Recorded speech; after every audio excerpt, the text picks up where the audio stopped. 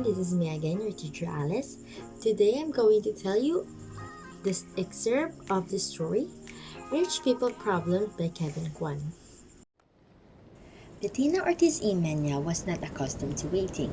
A former Miss Venezuela and Miss Universe runner-up, of course, the exceedingly blonde strawberry blonde was these days the wife of Miami Auto Parts tycoon Herman Ortiz y Mena. And at every restaurant she chose to grace with her presence, she was always greeted with reverence and whisked to the exact table she desired.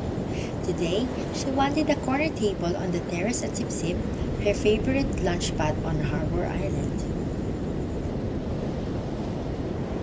She wanted to sit on one of the comfy orange canvas director's chairs and stare out at gently lapping turquoise waters while eating her kale Caesar salad.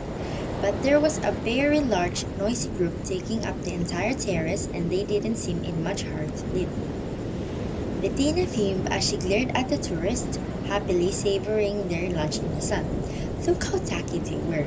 The woman overly tan, wrinkled and saggy. None of them properly lifted their buttocks. She felt like walking up to the table and handing out her dermatologist business cards.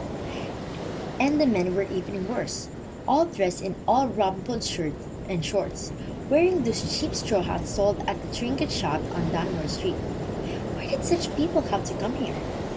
The 3.5-mile-long paradise with its pristine pink sand beaches was one of the best-kept secrets in the Caribbean, a haven for the very rich filled with quaint little wood houses painted in shades of sherbet, charming boutiques, chic oceanfront mansions turned into inns, and five-star restaurants to rival St. Bart's. Tourists should have to take a style exam before being allowed to set foot on the island. Feeling that she had been patient long enough, Bettina stormed into the kitchen, the fringe on her crochet Birchie-crafted top shaking fiercely as she made a beeline for the woman with a shock of pixie cut blonde hair manning the main stove. Julie, honey, what's the dealio? I've waited more than 15 minutes for my table.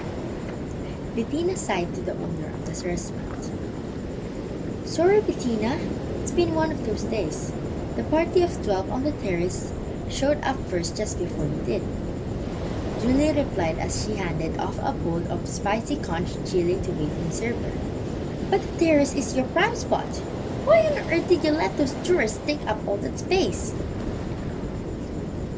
Well, the tourist in the red fishing cap is the Duke of Glencora. His party just boated over from Windermere. That's his Royal Hughesman you see moored off the coast. Isn't it the most handsome sailboat you've ever seen? I'm not impressed by big boats. Bettina huffed, although secretly she was rather impressed by people with big title. From the kitchen window, she surveyed the party assembled on the terrace with new eyes. These aristo-British styles were such a strange breed. Sure, they had their Savile-Row suits and their heirloom tiaras, but when they traveled, they looked so painfully frumpy. It was only then that Bettina noticed three tan, well-built men in faded white t-shirts and black Kevlar pants sitting at the adjacent table. The guys weren't eating but sat watchfully, sipping glasses of seltzer water. I assume that's the Duke's security detail. They couldn't be more obvious. Don't they know how that we're all billionaires here on Brilliant? And this isn't how we roll. Bettina touted. Actually, those bodyguards belong to the Duke's special guest. They did a whole sweep of the restaurant before the party arrived. They even searched my walk-in freezer. See the Chinese fellow seated at the end of the table? Bettina squinted through her Dior X-Day sunglasses at the portly, balding, 70-something Asian man dressed in a nondescript white short-sleeved golf shirts and gray trousers. Oh, I didn't even notice him. Am I supposed to know who he is? That's Alfred Chang, Julie said in a hushed tone. Tina giggled. He looks like their chauffeur. Doesn't he look like that guy that used to drive Jane Wyman around in Falcon Crest? Julie, who was trying to focus on searing a cut of tuna to perfection, shook her head, a tight-lipped smile. From what I hear, that chauffeur is the most powerful man in Asia. What's his name again?